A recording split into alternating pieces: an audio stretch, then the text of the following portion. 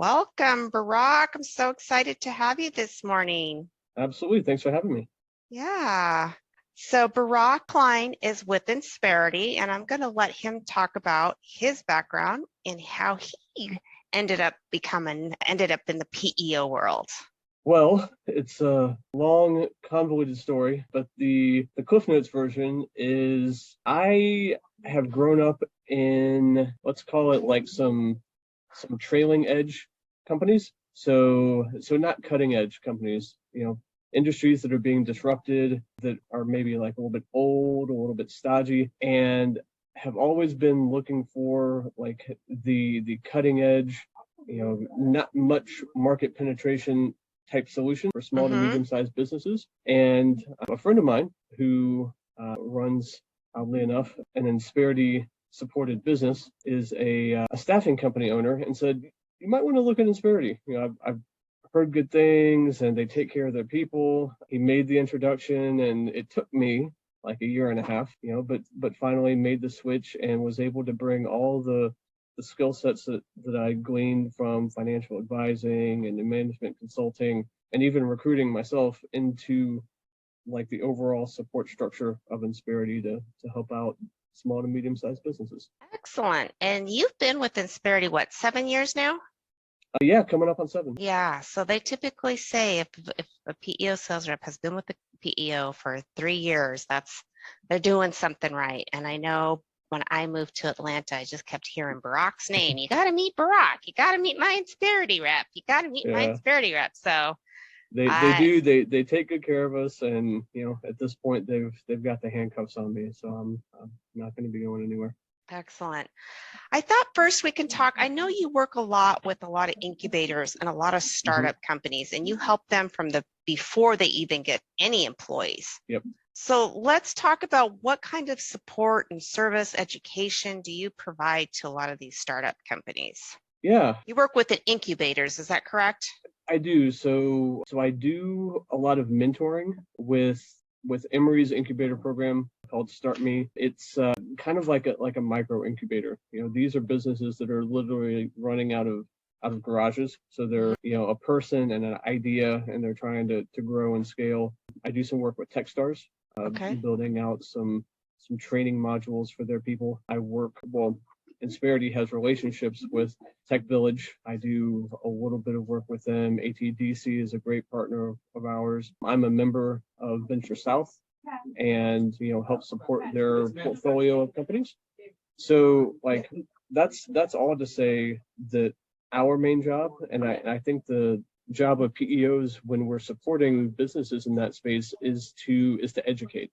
So letting them know and growing the relationship before you're needed, because we don't want to be the transactional, salesperson who's just in there to help the business, and there's no loyalty, and then one and done, and then you're gone. We'll just get displaced. We want to establish the loyalty, the trust, so that we're a solution for the long term. And it's the biggest questions that we get asked on the most regular basis is like, how do we attract and retain people? How can I hire the people that I need who are also being approached by like Google and Facebook and like these large, really well-financed companies? So how do I attract and retain them? Where do I find them? Is it job boards? Is it Indeed? Is it, career fairs? Should I pull them out of college programs? Like how do I find them? And then how do I secure funding? Is it equity? Is it grant financing? How do I bring the money in to exponentially grow and scale the company? So these are the things that we're trying to arm our prospects and our businesses with, and just giving them best practices about what we see the successful companies doing, and the non-successful companies, like what do we see them doing so that they can avoid it. So when you talk about mentoring, are you actually helping a lot of these companies start to plan to how to attract and retain talent, what to do when they are ready, and access capital? Are you introducing them to private equity, venture capital, and things like that? So the Start Me program from Emory is a little bit different because they already have a curriculum set up. So I'm basically just the person that helps kind of deliver the curriculum. So there are like some platforms like that. We just wrapped up the most recent cohort. It's a 13-week program, takes about 4 months to complete. And one of my mentees won the largest grant that they offered. So it's a really good experience. Wow, that's excellent. The way I work with Techstars is I developed a module for them and their current cohort around, like, our internal acronym is ARM Doctor: attract, retain, maintain, develop, and reward. Like, how do you do all those things and find the people, hold on to them, reward them, and grow them, and then scope and scale the company. Tech Village is a relationship that others at Insperity have, so I don't interface with them as much, but I do introduce all the people I talk to capital resources. Okay. So that could be like angel investors, could be VC or PE money, just depending on like where they are. The 1 or 2 person shop operating out of garage isn't going to have the same capital needs as a company that's trying to raise their Series C round or something like that. But there is an investor and there is a connection for every business. Just having to play matchmaker and figuring out who that is. So with the couple of the banks, the financial institutions going down and the tech companies being affected, have you seen or heard of the money starting to dry out tough for tech companies? Yeah. It is. It's getting tighter and tighter. It is really tight. In the angel space, a lot of investors, myself included, are having to be a little bit more judicious about, who we take into the top of the funnel. So like, who we evaluate, who we take through due diligence, who we end up investing in. The trickle down effect is that I'd say a year and a half ago, like the Series C round there was just tons of money. There was tons of interest. What's the Series C? So businesses, I'd say, that are typically like 80 to 100, maybe up to 150 employees. Like they've raised equity and financing rounds several times. This is probably their 3rd or 4th round. Yeah. There was a bunch of money in the space. There was about $16 billion worth of money to be had for those companies. And we recently had a portfolio company that was looking to do the same thing. But in this market, there's only, I think their number was about 60 million. So like it has drastically decreased and dried up. The terms are no longer as attractive, friendly for the business owners as they were. It's all about balance. It was skewed for a long time in the business favor, and the investors were taking a haircut on it. It's swung more towards the middle, where it's there's equality between the investor and the investee, but it is a very tight market. We just haven't seen that for the better part of 15 years. It's been free money for a long time. Yeah, exactly. Wow. So let's talk about some of the companies that you were able to help get some funding. Once they got that funding and they were able to grow, let's talk about some just examples of some companies that you were able to really help there as far as with the PEO, attract, retain, and sustain their talent. Yeah, I've got, I think, 2 clients that might be good examples on this side. One is not the most glamorous of businesses. It's just an operating company that has a bunch of oil change franchises. So it's not something that you might think would typically be with a PEO, but their big differentiator is that they salary all their people. They don't pay them hourly, and they give all their people benefits. What type of industry? Oil change. Oil change. Okay. Like a Jiffy Lube. Yeah. Very, very similar, because they had seen that, somebody would leave one of their locations to go across the street to a competitor for 50 cents more an hour. Yeah. Yeah. And then, they would have to go out and spend thousands of dollars to find a new person. They just said, it's not worth it. We have to hold on to our people. We have to hold on to our people. We have to take care of them, and then they won't leave. And they've gone over the course of 2.5 years from one location. They're about to spin up their 10th location. Wow. Each location has about maybe 4 or 5 employees, 3 employees? It depends. About 8. It can range from like 5 to 8 people. Okay. So what they do is, they've got like a manager, an assistant manager, and then like the crew that's doing all the oil changes. They typically have between 3 to 4 bays. So they've got like a really strong rotation. They've got an incredible safety program. So their people are always staying safe, not being harmed. And they'll take the high performer out of the most recent location. And when they're going to spin up a new one, they'll say, all right, you're going to be the manager. You're going to be the manager of like the new Athens location. Okay. So they'll drop them in. They'll give them an assistant, sort of like an apprentice to work with. They'll ramp up the hiring.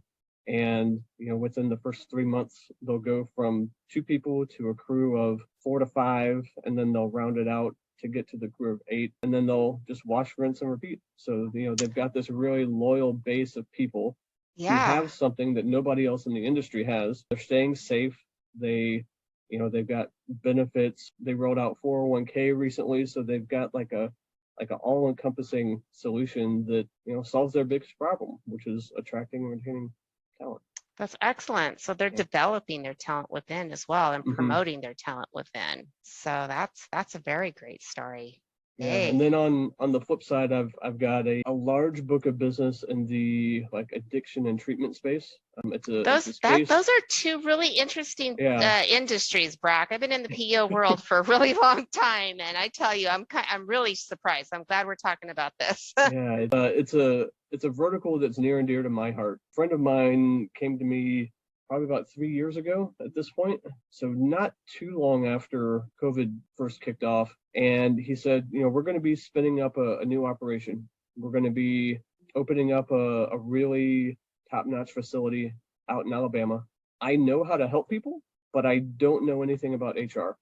So there were 3 of them. There's 3 partners. One is sort of like on the sales and development side of things. One is like the owner operator, and the other one is like the clinical care partner. So they've got these 3 verticals, and none of them knew anything about HR. Of course, most businesses don't. They don't even realize they need a PEO. So like their original need was square us away with HR, get us some benefits, and like help us get things running, because they needed to be board certified, so they have to have like really tight HR practices. They're working in a space where again, they're going to be pulling people from more established businesses. So they're going to have a really defined benefit package, and then they're going to have to defend these people from getting poached. So like you've got to retain them as well. But they've gone from, I think they came on board with 8 people.